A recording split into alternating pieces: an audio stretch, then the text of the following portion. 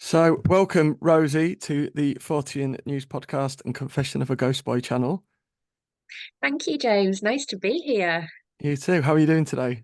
Yeah, really well, thank you. Yeah, really well. Happy to be here.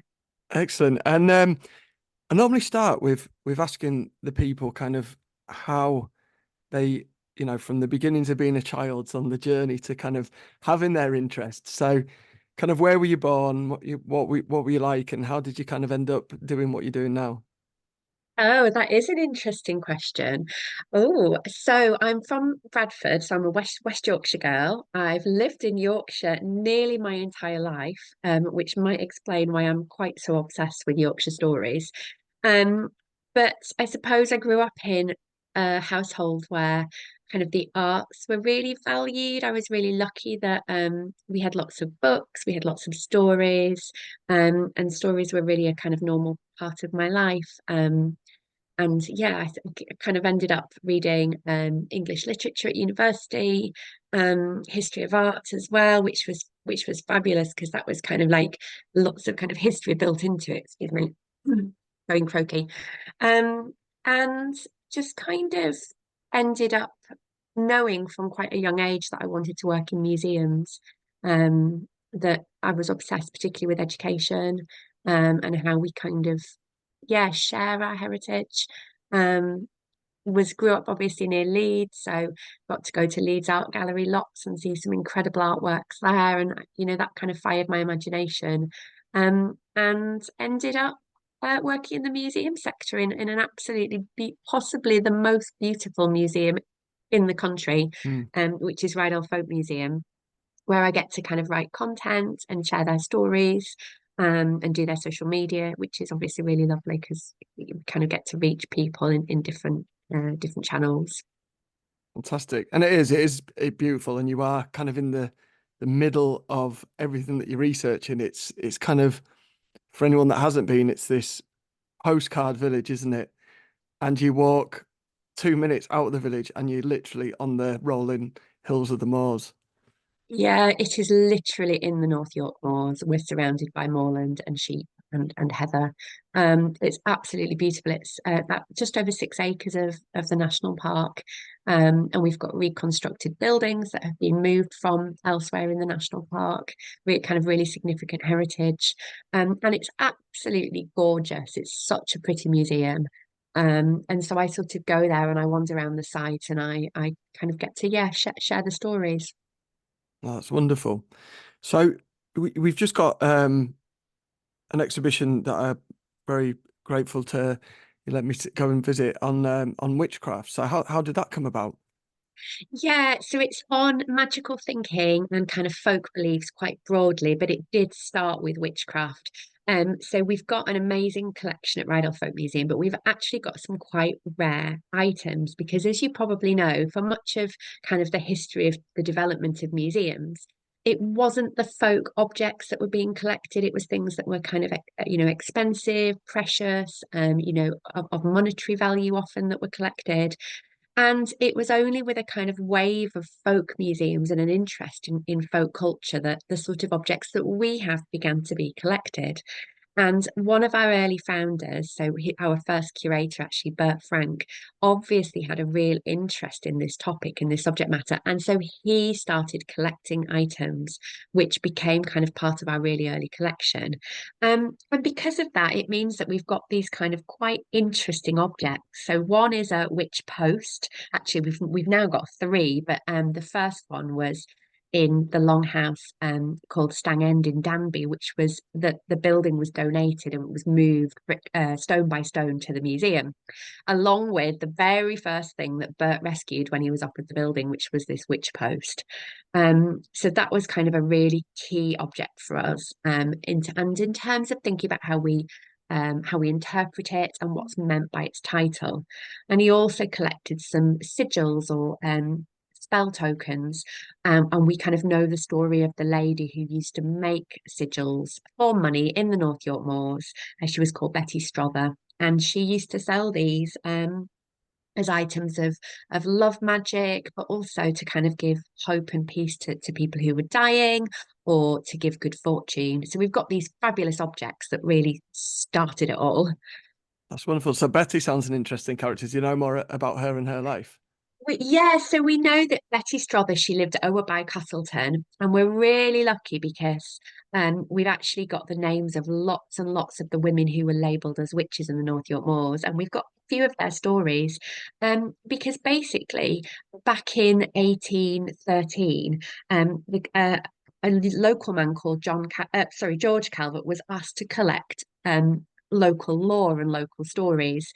And he basically went around kind of trying to find out what people remembered. So we're kind of talking about living memory. So we're going back maybe sort of 70 years since he was collecting those stories in the very early 19th century. Takes us way back into what people remembered in the 18th century and the stories they were told. And Betty was among this list of women that he named in the manuscript. And we kind of, yeah, we get to find out the sorts of things she did. And one of the things that she did was she made these tokens. So they were given to help in matters of love, to give good fortune, give peace unto the dying, and keep the death from being molested from the coming near to them of any evil spirits. So we've got this fabulous quote about these little sigils that she made. And we George Calvert drew them, so he copied some of them, and so we've got one of them that kind of bears these markings within the collection, these little lead tokens that we can kind of trace directly back to Betty, who was making them presumably to make a living. So really interestingly at that time the delineation between kind of being a bad witch and a good witch was not kind of very clear cut. There were no kind of definitions in that sort of way. So women in this region had all sorts of roles, from kind of healing and helping and giving comfort, but then the tables could turn and they could be accused of something else. There's another story of a witch from Danby actually, who we know was whipped for afflicting a cattle with scab. Um, but equally, people used to go to her for help as well. So it's kind of not very clear cut. Okay. So would these women have called themselves witches? No, it's not a word that they would have used. It's a word that's kind of been applied to them by the community. So there's lots of little folklore and folk stories. Some of them are not very pleasant. So there's the story of Old Mother Mig, who the story is that she was called Old Mother Mig because Mig is the word for manure, and basically we call her Sabina Moss, which was her name, but she was flung in a kind of slag of manure, so like a manure heap.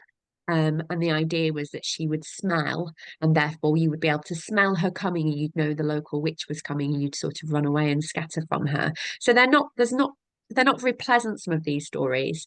But what's quite interesting is they give us that kind of insight into the fear, the things that people were worried about, that careful line that they walked between being anxious about what the witch might do to you, so keeping them on side, but also, the times when they were maybe punishing them, or the times when they were going to them for help and paying them to when they didn't know what to do.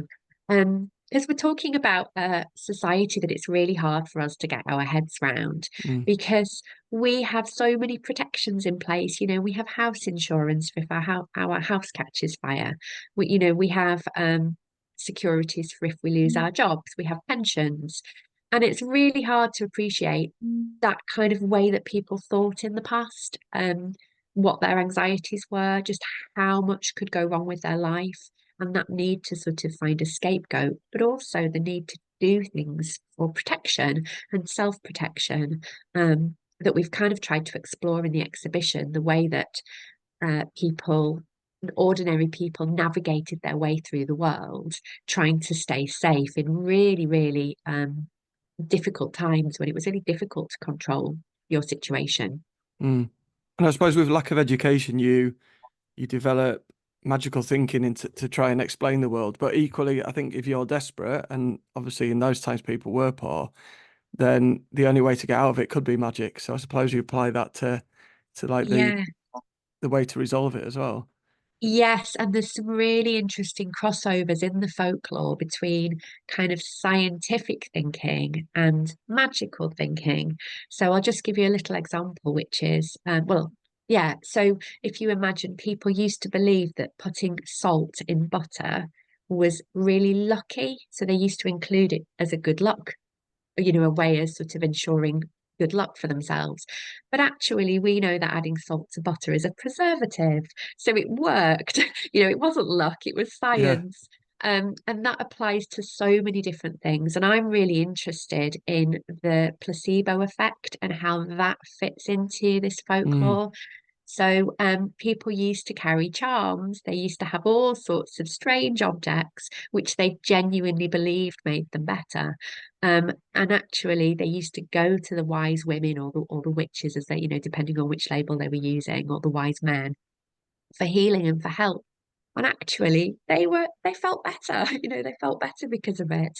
And that's probably because we now know that the placebo effect does make you feel better. It's not because you're wearing eel skin tied to your leg or to your neck or whatever. It's because of the psychological impact. Yeah. Um, yeah. Yeah. It's fascinating. I read a study with people who went to job interviews and just did that. And even for those that are listening, putting your hands above the air like when you've won a race, and even blind people do it who've never seen someone win a race. So it's this thing of like, I'm the champion, and people that did it before an interview were more likely to succeed in the job interview because they had more confidence because they felt psychologically more of a winner going in. So Yeah. that placebo Yeah. effect's And it's huge. absolutely. And the converse as well is that if you think somebody's giving you the evil eye, you might find yourself withering away just Yeah. because you think you've been cursed. There's some really powerful psychology at play, I think. And these stories kind of give us this little glimpse into that world. But I always think it's quite ironic that actually, if you look at kind of early medicine and the rich, the wealthy were going to see physicians who were kind of diagnosing them based on the four humours, and it wasn't working at all because obviously that's not how we diagnose nowadays. So actually, it's quite ironic that all those folk healing remedies and all those incredible recipes and medicines that were passed down through women, through families, were actually much more likely to help you than paying a huge amount of money to a physician anyway. So Yeah. it's all good. Yeah, yeah. So in a sense, witchcraft didn't actually exist.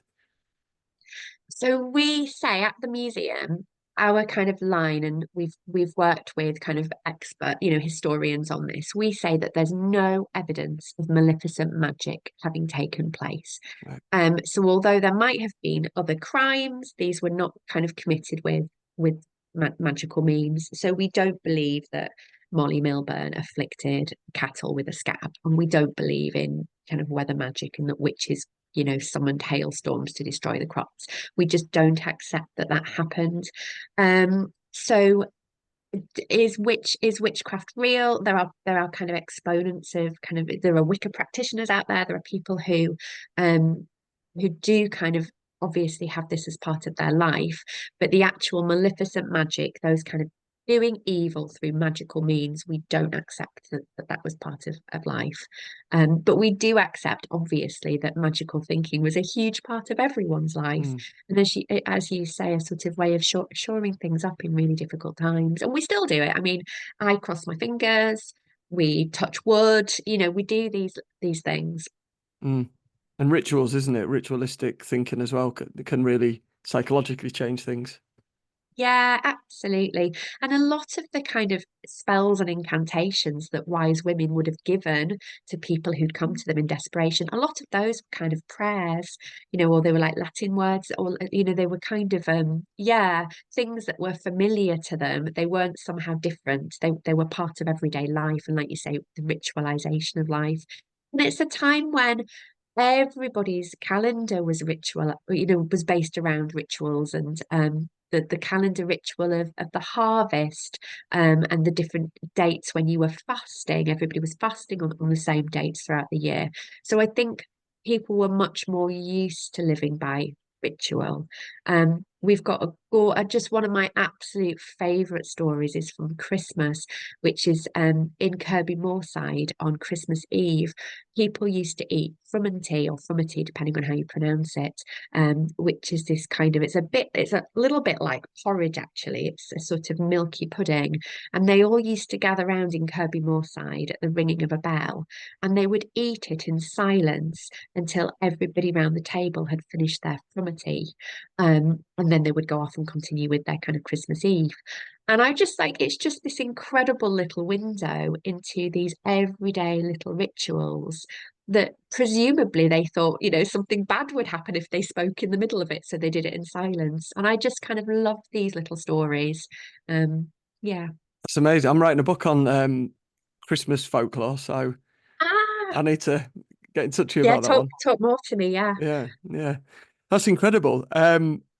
When did kind of these women were revered at one point, and if we look back at pagan times, when did that like this the negativity start kind of coming in into the thinking? Um, Do you know, that's a good question, and it's not one that I necessarily know the answer to, because the period of time that I've been sort of looking at, it was like that fine line I talked about, where there was a kind of reverence and respect, and there was a fear and an anxiety, and a lot of the women whose stories I've kind of been looking at were desperately poor, so really, really low status, right at the bottom of society. They were often widowed.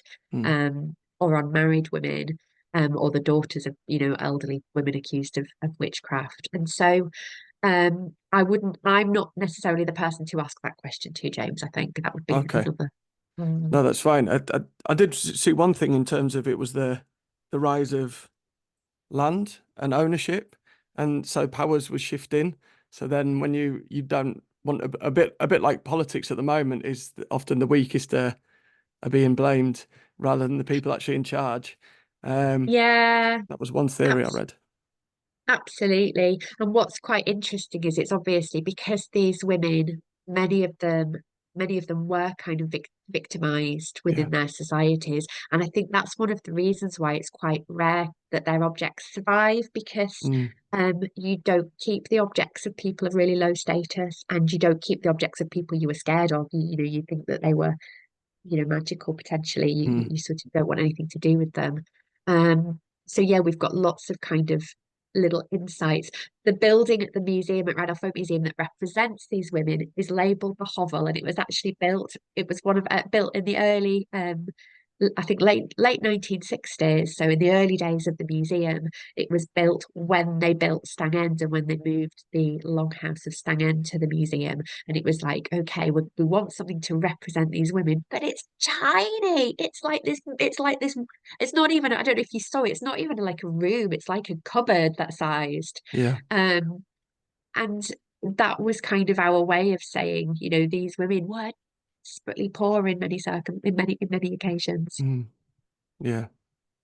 Yeah. And even some of the terminology is just terms of what were deemed ugly women, so going on actually their aesthetic, which is often might be why they're unmarried. Um, Yeah. Let me see if there's a brilliant quote actually. Let me see if I can just find it quickly, because you're absolutely right. They were women who were not seen as, yeah, they were not attractive at all. And they were always kind of seen in those ways. Let's see if it's here.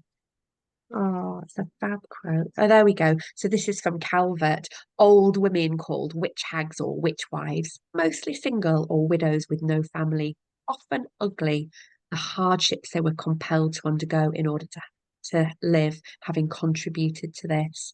So that was like writing in the 1810s, right. that they were acknowledged to be ugly women. But then George Calvert's able to say, but actually they'd had really hard lives, and they Mm, had no money. Beauty costs money, doesn't it? yeah. Yeah, it does. And diet and everything, doesn't it? It totally contributes to your Absolutely. skin and Yeah. And dental care and all of that all costs money. Absolutely. yeah. And it's almost a symptom of society of these women are just seen as useless. They can't have children anymore often because they're older and they're almost just kind of tossed aside in a sense. Absolutely. So their natural function as women is done with. or Mm. they'd never had women. They were, they're either widows who are past childbearing age, or they've never had children. They've never fulfilled that natural function. So yeah, absolutely. I'd love to know, um, with Betty, she was making these charms, and whether she did have some ability, which is why she was that person that made those charms, or did she just kind of make one and it came into it? Yeah, so she was known as a local witch, and she was visited for her kind of helpful skills as Mm, well. I've got a big long list of them actually, and that they're all their different attributes that are all thanks to the Calverts who wrote their names down. So we've it's got Nancy amazing. Nares of yeah, it's incredible. Nancy Nares of Pickering. We've got a key, so she could use the evil eye. Um, there's a few of them who could turn themselves into hares, apparently, and I'm sure your listeners will be well familiar with the fact that there are so many hare tales. There's a kind of every county in the country will have, stories of witches who could turn into hares and disappear. But yeah, we've got their names, which is incredible, so that we can actually use their names and share their names and stop kind of labeling them the Ryedale witches and actually start talking about them as people, Yeah. who, yeah, what they did, what their interests were, what their specialisms were. And sharing their names is a really important part of how we tell these stories. Because it takes away the anonymity of it all. It stops them from just being like kind of faceless victims, and it really helps to say, well, actually, they were somebody's daughter, they were somebody's sister, and I think that kind of helps us to humanize them and to remember that they were women who had lives and stories. Mm, They weren't just witches with yeah. inverted commas. Yeah. Yeah, it's in my mum was called a witch when we lived down south, and because she's neurodiverse, she's a very strong and vocal woman, and she had a black cat, and that was enough. And then kids were genuinely scared of her. They used to, so she bought a big cauldron and put it in her front window just to really Yeah, contribute to it. it's literally all it takes is you need a cat. Get Yeah, yourself a cat, you're a lone woman, and yeah, you can be a witch, can't you? Oh, bless her. yeah, yeah. So it is interesting how these ideas still are very pervasive even in modern society. Absolutely. And how, if we're not careful, we can sort of play along with stereotypes Mm, inadvertently. That actually every time we put on a pointy hat and get our broomstick out, we're kind of feeding these really negative stereotypes. mm, So I do get accused of sometimes sort of taking it all a little bit seriously, that, sort of it's it is an interesting topic. It can be a really fun topic, but also there's a really serious point around gender stereotyping and the fact that we are telling the stories of women who were victims of quite, nasty situations. And although the women were talking about, they weren't burnt at the stake, but they were subject to kind of everyday community bullying, I mm. suspect, at a kind of village level in many cases. Um, and it's worth just kind of, yeah, just stating that, I think. That's psychological abuse, isn't it? Is what we're talking Yeah, about. yeah, Or it's not nice. or It's being thrown in it's a dung pile is physical as well. Yeah, it is. That story's a bit of a tricky one because we're not quite sure who did it. So in the story, apparently it was the devil who pushed her in that. Um, but again, you sort of have to question, well, did that act actually take place? And then people said, oh, it was the devil it was old Scrat who pushed her in. Or, is that a real, it's really hard to unpick these stories. Mm. But obviously we do know her name and we know she was a real woman. Yeah. And did the witch trials reach this part of the world? So it's a little bit more complicated than that. Not we In the North York Moors, there's no evidence of witch trials in our area, but it would have been quite difficult to escalate things to a kind of court level. So the courts would have met in York, the villagers, those who'd accused the witch would have all had to sort of trek down to York, and it would have been quite difficult. Um, for everybody involved to make kind of formal accusations. And so what you tend to get in the North York Moors is these kind of more village and community level stories as opposed to kind of official formal accusations. Yeah. Yeah, I suppose it's quite isolated, isn't it, in many ways, and still Yeah. is even today, even with cars. Fearless. And you forget until you have to drive through the North York Moors, or don't try cycling, just don't. But you forget how cut off these Mm, villages are. So it's a series of dales, and really steep valleys. And actually, even today in heavy snowfall, you get cut off in them. mm, And every time I drive, every time I'm sort of through the different villages, I'm thinking, wow, these are remote.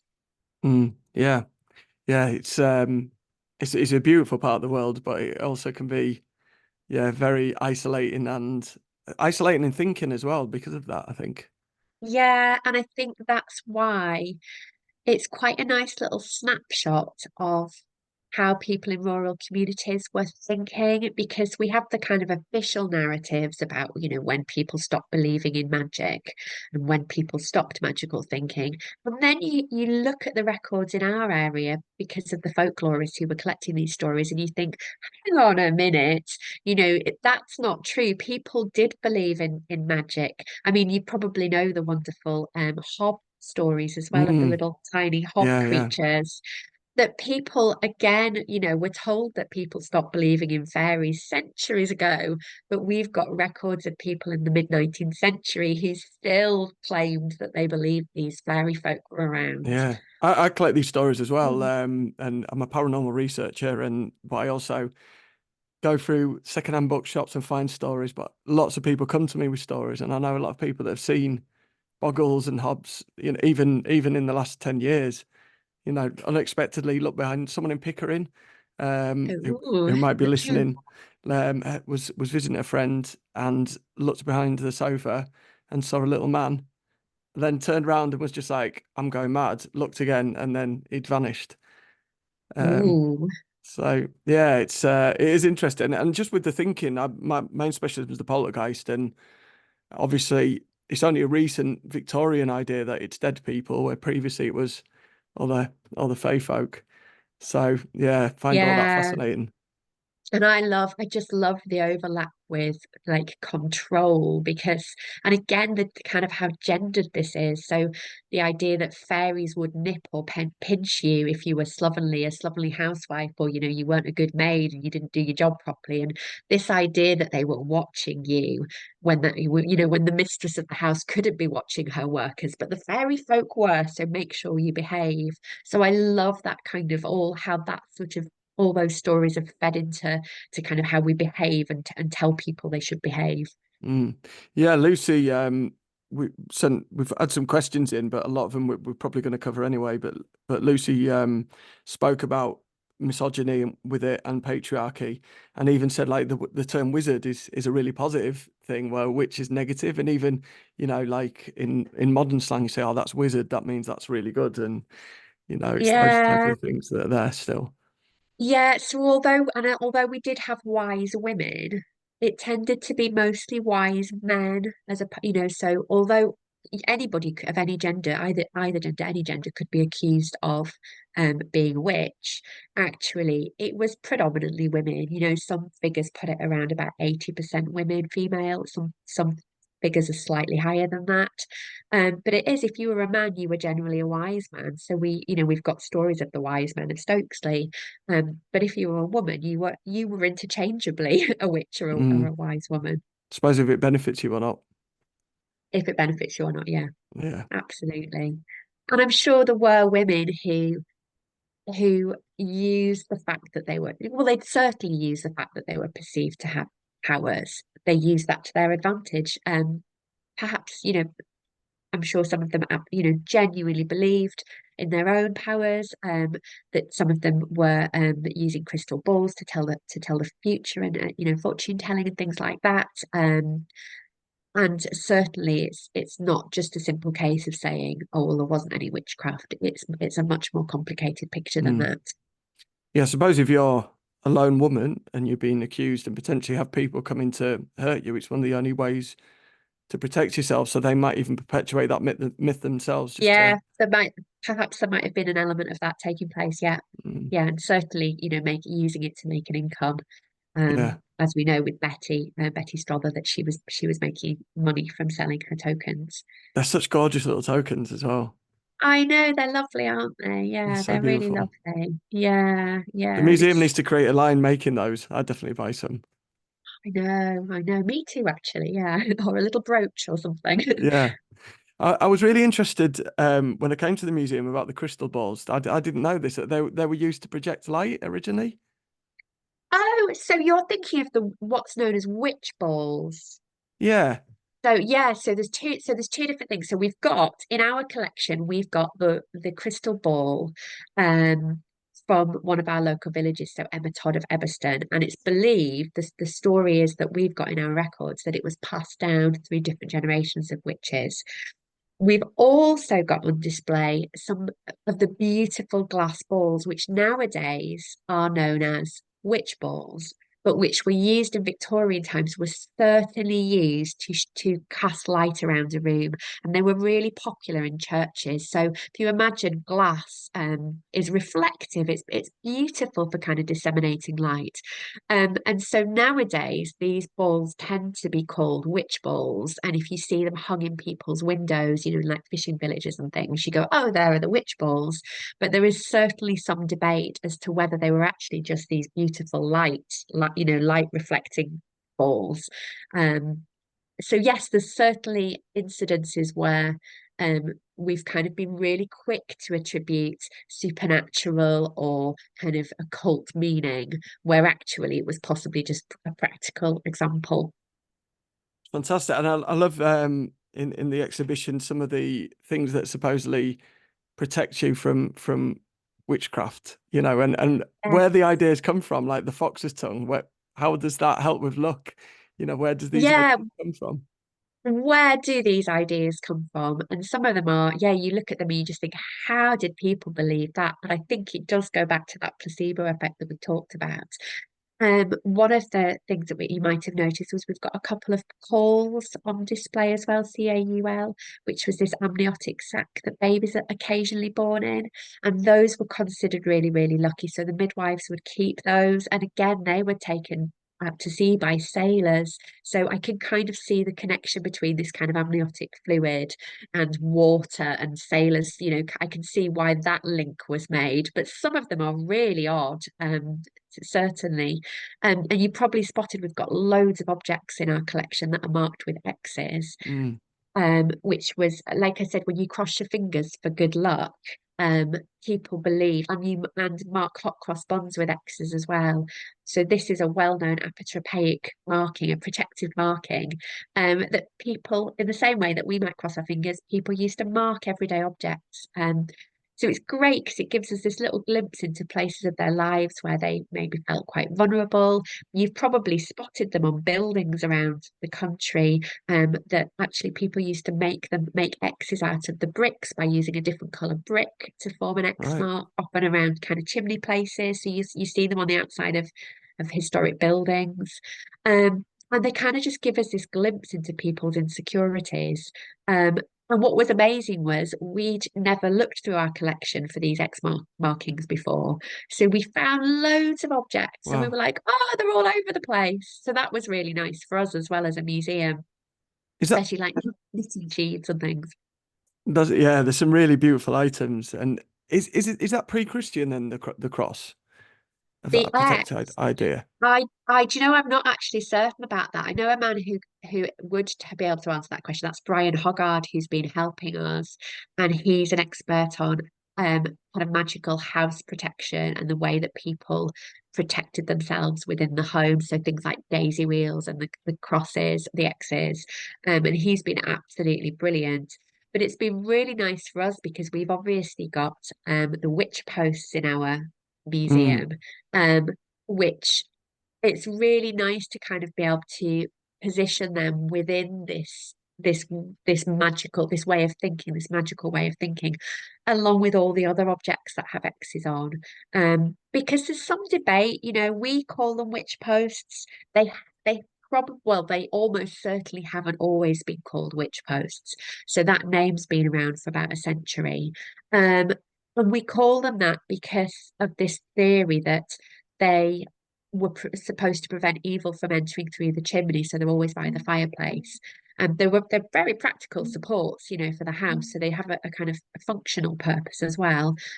But what's quite interesting is that this theory that we say, oh, they prevent kind of witches, evil, witches, familiars from entering through the chimney. But it's much more general than that. But we're also really clear to say, actually, it wasn't like actual necessarily physical. It wasn't like a witch's familiar, was going to come in.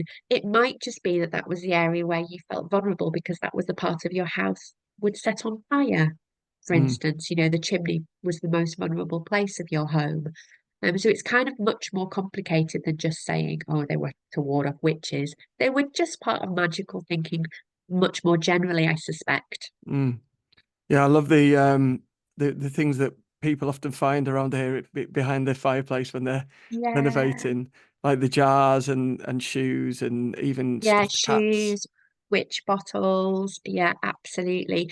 And items of clothing as well that have very clearly been deliberately concealed. Somebody brought us a bonnet recently, actually, Oh that had wow. been found deliberately concealed behind in their wall. So, yeah, really interesting objects. We borrowed a pair of shoes from York that was, I think, from Bishopthorpe.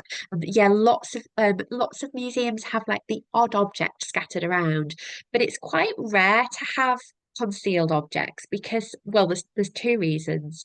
And the first reason is because when you find a witch bottle or a concealed pair of dirty old shoes that are hundreds of years old, you often just think it's rubbish. And so people tend to go, oh, what's this rubbish? And chuck it on a skip.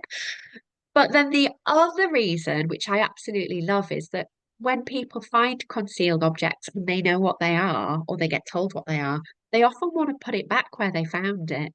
Um, and we had that actually last week. So, as I said, somebody brought this bonnet to the museum, told us about the story. They brought it because they thought it was an old bonnet and that we'd be interested in seeing the bonnet. And we were like, that's a concealed object, that story you've just told us. And the man was looking at this bonnet, was like, oh, I don't know whether to give you it now. Should I go put it back in my house? And we were like, no, give us it. And we didn't. That's not true. We said go away and think about it and decide what you want to do. But secretly we were like, just give, please donate the bonnet. Is that just well, what if, isn't it? Yeah, what if? What if? Yeah, because we tried to search for what gets called a mummified cat, which are these are just are amazing stories. So Yeah. we put out a call out for would anybody want to loan us their mummified cats? And they're not really mummified, they're like dried quite they're left to dry out very, very slowly. They become quite shriveled. So they get called mummified because it's a cool term. Um, but yeah, we had real troubles getting anyone who would loan us one because Mm, the people that we'd found who'd found them and shared them in the press had reinterred them behind their wall. yeah. They're really big in Cornwall area, aren't they, the cats? Are they? I know they've Yeah. got some at the Museum of Witchcraft down there. They've got three, but they're quite fragile. Mm, So not the sorts of things you want to be posting to other museums. yeah. The first thing I did, Very, go on, I sorry, was going to say Germany. They've found hundreds in one particular village in Germany. They've found like loads of examples in nearly all the homes. right, I didn't know that. Yeah, that's Yeah. amazing. Yeah, the first thing I did when I moved in this house was stick my head up the chimney and see if I could see anything, but sadly not. I Oh, think it was too new, this house. oh. But the witch bottle's different all around the country as well, don't they? So what's kind of specific to this area?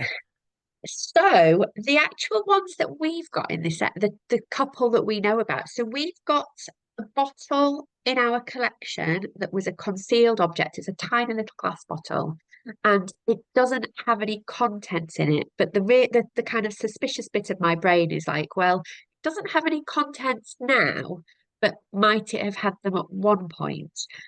So that one I've kind of got in my head as a potential. And then we've borrowed one as another one that's in the exhibition from Scarborough Museums and Galleries, which again was part of this charm collection, the William Clark charm collection that's on loan to us in the exhibition, which included the medicinal charms. And again, that's a tiny little glass bottle. So when people think of witch bottles, they're often thinking of the kind of Bellamine jars, the kind of big stoneware ones with the faces on them. Um, but actually, they were mostly imported into London, and so you tend to find those in the south of England. And the ones that I've seen in this area seem more likely to be little glass bottles. and they always contain kind of the same sorts of icky, horrible things. So human urine, pins under nails, and often hair as well. Um, and it seems from one of kind of the records that certainly we've got in the North York Moors that they were a kind of counter spell against witches. And one of the folklorists from this area had written about a ceremony where they were actually buried upside down underneath the floor. So there seemed to be kind of very clear rituals around what you were supposed to do. So it was kind of ingredients of a spell rather than the content itself just working. Yes, although there's some kind of evidence theories that the pins are often bent to kind of break the power of them. Right. I know that particular metals are often connected with the kind of fairy folk and magic more generally. So yeah, it seems that you had your ingredients, you put them in your bottle, you consulted a wise person, and often a wise man who would tell you how to do it, and that would help you get rid of whatever curse had been put on you. There's some theories that it would kind of send it back to the person. Not my area of expertise, but we have been really fortunate to borrow some for the exhibition. That's amazing. I love the some of the stories that they're so scared of these people or entities that they're doing these things, but then they also treat them really stupid. So like I know ones where you when you take your shoes off, you face one that way and one that way. So they're the opposite ways because that will confuse a witch coming in your house. So you're terrified of Ah, these all powerful beings, but they can't sort out yeah, shoes. yeah. There's some fabulous stories, and yeah, all sorts, and lots of theories as well. Because it's quite rare that people bother to write down how they were thinking. We don't do it, and particularly when we're talking sort of semi-literate societies where the sorts of people that we want to get inside the heads of weren't necessarily keeping diaries. It could Mm. be quite hard to just find out how they thought about everyday things. That's why objects are brilliant. That's why objects are great because they've got the physical evidence. So the daisy wheels, the concealed objects, the X markings. You're like, that's actual Mm. evidence of how people were thinking. I suppose we've lost a lot just because when that kind of science and history wave came, then all that type of stuff was seen as daft. So it's almost like they probably didn't want to preserve it because they were almost embarrassed or seen as beneath them. Possibly. I mean, I've got friends who are really careful never to do superstitious things in front of their kids, who go, "Oh, I Yeah. don't touch wood in front of my children. I don't want them being superstitious because it's silly." But it does mean that that kind of word of mouth oral tradition of passing stories down has kind of has gone, and it's gone with the Netflix generation as well, hasn't it? Mm, That sort of loss of just kind of telling your own stories. mm. Yeah, definitely. And but we still do some of the things like horseshoes. We still see so many people put horseshoes on the house as that, holding luck within the home and those type of things. Yeah. So, Yes, yes. There are little pockets, aren't there, of people who, and there's an interest, there's been huge interest in the exhibition. People genuinely want to kind of engage with this magical way of mm, thinking. I love all the stories about the folk dances and the fact that, mm, if you look at the history of folk dance, particularly at various times within the 20th century, folklorists were absolutely desperate to be able to trace folk dance all the way back to kind of pagan harvest rituals.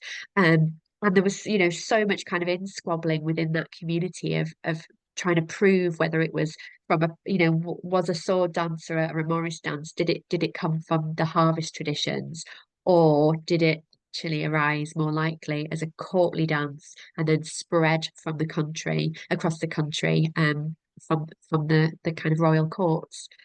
Which is a less good story, isn't it? That's not half as mm. exciting as thinking it was a kind of blessing the harvest and summoning up, spirits. And this area is still really superstitious. So with my paranormal investigations, I get people all over the country going, "Will you come and do this?" But in this area, people are still scared. I find it so hard to get in places around That's North Yorkshire interesting. because they're scared it's going to bring stuff up. And so even we often get cancellations on the night where, people are like, "Oh, can you come in?" And then they're like, "Oh, no, don't because we're nervous." Yeah, it's because they believe in it. Yeah, there's still a lot of Yeah. belief. There's still the stories of the boggles and you know, all these different around the North York Moors, so many stories, the Beargast, Yeah, all those type of things as well. I interviewed someone from Kirby Moorside who's been doing books and gathering and even claimed to have interviewed two people that have seen the big black dog. really. Oh, Yeah. don't tell me that because I'll get scared then. Yeah. And the interdimensional werewolf as well around this Wow. area. So there's so many different things. What are some of the really good folklore stories on the moors On the you've North York heard? Moors. So Yeah, we've got the story of the giants Bell and Wade. I love their story. I So don't know that. it's oh, that's a brilliant story. And this year we've been working with the Ryedale Festival, so the music festival, and they've actually created us some original, amazing original music. And one of the songs is the ballad of Bade, yeah, the ballad of Wade and Bell.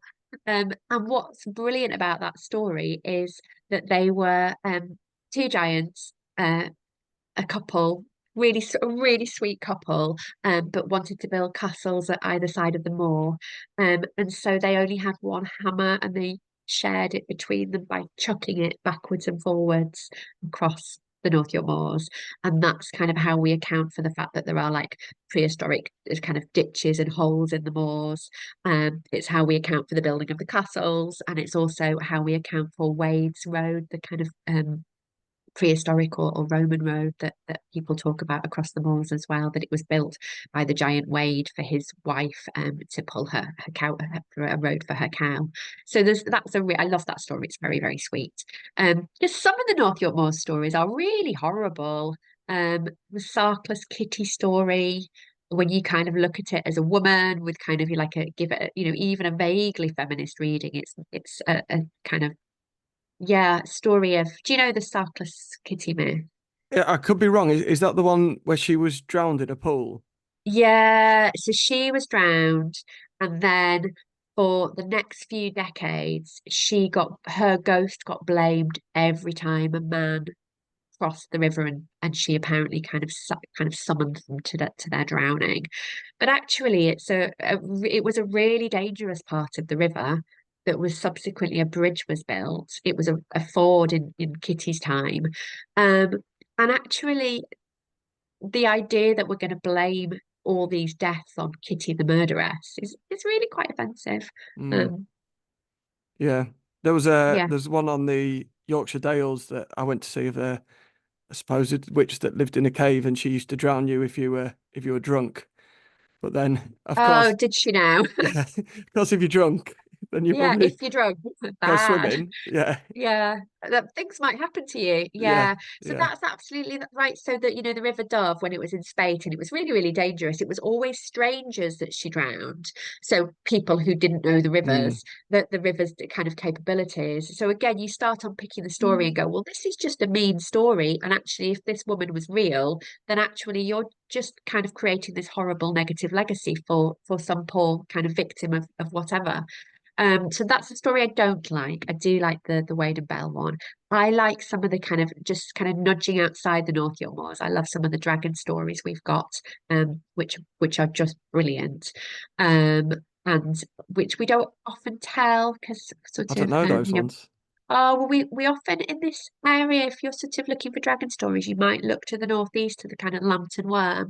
But we've actually got a couple of really good dragon stories. We've got one in Nunnington and one in Slingsby, which are, yeah, kind of worth investigating. Right. And obviously the Hob stories Yeah. probably got to be, I've got to say they're my favorite because Yeah. they're just ace.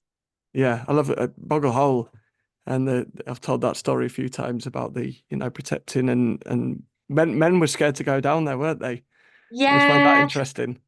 well, there's the Brunswick Bay Hob as well, who used to cure the whooping cough. So you took your children to his cave in Brunswick Bay, and he cured them. So that's nice. He's a nice hob. Yeah. Yeah. And I went to Boggle Hole in the cave and was joking around about the boggle. Ooh, And instantly, and it was pure coincidence, of course, but instantly this massive rock fell from oh, the top of the cave and smashed on my hand, and I thought I'd broken my hand. It was just very swollen, but I never joke about the hub anymore. never joke about the hog. That's No. interesting. I told that story recently. I told it at the Glasedale Festival a few weeks ago, actually, the Farmdale hob story. But I told it like I'd met some children who told me they'd seen a hob, and I kind of created this new version. And afterwards I was thinking, I wonder if they believe me that I'd seen these children who'd met a hob, if I've started a new rumor. Yeah. Oh, it's just the woods as well, around Scarborough area. I've seen strange lights. I also see will o' the wisps and um gases that have come from the fermenting leaves. But yeah, strange lights and all sorts there. Oh, Uh, it's a beautiful part of the world. We're very lucky around We are here. really lucky. Yeah. Um, so I've taken a lot of your time. So and there's a couple of people have asked some questions, and some of them are already covered. So Jonathan says, "How real is magic?" Ooh, well, I think that depends on who you ask. Mm, So, how real is magic? I think magical thinking, more my thing. People very, very much believed in magical thinking. Um, some of us still want to believe. I, I wouldn't like to give a definitive answer on that one. and Lucy put, "Are witch trials misogyny, and does it relate to modern day patriarchy?" That's a tough question. That's two questions, isn't it? Does it relate to modern day patriarchy? What do you think she means? So, do we? I think is it still there, and are we still kind of in that thinking? I guess it's when we look back at even the imagery, it's very negative, isn't it? It's this hooked nose, and this the hat and the warts and all these kind of Yeah, negative things. We're still quite. what's quite interesting is that it's I think it's kind of up to us as individuals, because if we see events that are advertised that kind of play on those stereotypes and we go along to them, or we wear those hats at Halloween and those sorts of things, that's kind of us as individuals, as women as well, who are choosing to kind of play along with that. Um, it's become really difficult to unpick in recent times because we've also got a brilliant collection of kind of quite contemporary literature. Things like I'm thinking like Harry Potter Mm, or The Worst Witch, or any kind of books that actually use the characters of witches in them. And that's a totally different kind of area of if you were doing an exhibition on those, you could completely go to town with their own kind of imagery. So it's sort of, I don't want to veto or outlaw or say, oh, we shouldn't be wearing pointy hats, because of course it's fun and it's enjoyable and there are different contexts. But if you're a museum that's telling the stories of the history of these real women, you're mm. probably going to want to avoid the stereotyped dress when you're doing it. So I think it depends on, I would say that depends very much on context. Um, yeah, where you are, who you are, what your purpose is for the event, or whatever it is that you're taking part in. That's a really good point. You've answered some of this. So Lel asks, "Are there any local revered wise women documented?" Yes, so a lot of the women who are witches, labeled as witches in inverted commas, a lot of them we know also did amazing healing and was kind of sources of knowledge. And we know that they had a whole range of skills. So absolutely. And the last question, and again you've covered it. So Francis asked, "Does black and white witches exist?" I think she means Uh, in terms of black magic and white magic rather than ethnicity. yeah, yeah, yeah. So again, it's not straightforward. It's much, much more Mm, complicated than that people interchangeably label people as wise or as witches or as, and actually, as I said, we're very clear that we don't believe in that kind of mm, maleficium. We don't accept that that version was real. And that's quite obviously quite important to us that yeah. we sort of state that. Yeah, Betty's magic is all very much loving and protecting people and the community, isn't it? Well, the sigils that I mentioned were very much about helping people, Mm, um, but actually giving comfort to people as well. yeah. That it definitely wasn't that example was definitely a really nice one. And actually, if you believed in them and you bought them, then they probably might help you. Maybe they'd give you that if you were a woman, maybe they'd give you the confidence to talk to the man that you Yeah. liked. Yeah. Maybe they did help you. Yeah. And my last question is about the museum itself. Have you had any paranormal activity in any of the buildings? Oh, that's interesting. Can you leave that with me? Because I think there have been stories. I haven't personally, and I'd hate to go on the record misquoting something. Let me have a little. I'll ask around about that one. Um, yeah. That'd be brilliant. Yeah. Well, thank you so much. And why should people come and look at the new exhibition?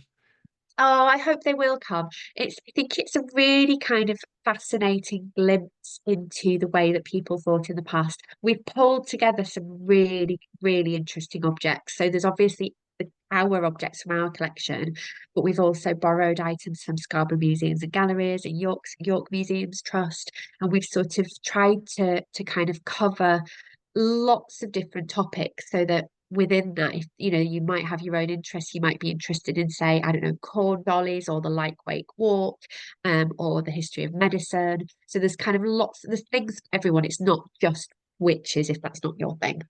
Yeah. And that last time I interviewed, say, the lady from Kirby Moorside, we got some people in America said they're coming over just to visit Kirby. So the Oh. museum's not that far, and it is literally in one of the most beautiful parts of the world, isn't it? Yeah, we are just up the road from Kirby Moorside. It's absolutely beautiful. And a lot of people just think we're the front. So they get to the museum and we've got this front building that was the original museum back in the 1960s. And then the whole museum kind of extends for 6 acres behind it. And people wander in and they go, "Oh, I didn't realize it was here. We thought it was just the front." Yeah. And there's some great coffee shops and all sorts around there as well. So Ah, it's gorgeous. It's gorgeous. There's a beautiful bridge. There's a gorgeous walnut tree. There's a gorgeous ice cream shops and things. So yeah, definitely. It's a nice little trip out. And obviously when they come to see the exhibition, they can also explore the rest of the museum as well. It's all one ticket. And there's absolutely, there's heaps to explore. Over the summer, our heritage cornfield will be in at its absolute most beautiful. And we've got, yeah, some fab buildings. and pigs And we've got pigs. We've got Tamworth are very pigs because cute. they're gorgeous. They're also the oldest breed in the country. So that breed basically dates back to Iron Age times. Wow. So yeah, we're sort of doing our bit to kind of preserve these traditional breeds. No, it's amazing. It's an absolutely brilliant, and thank you so much for keeping these stories for us all. Really appreciate Oh, it. I really like keeping them and sharing them. And I love it when people comment on our social media and share their memories because then I'm like, oh, I've got more stories. That's wonderful. So thank you so much for joining us. Thanks, James. It's been lovely to chat. Right, this is where I forget how to stop recording. Where is it? Um, I might just end it and then I'll go back on. One sec.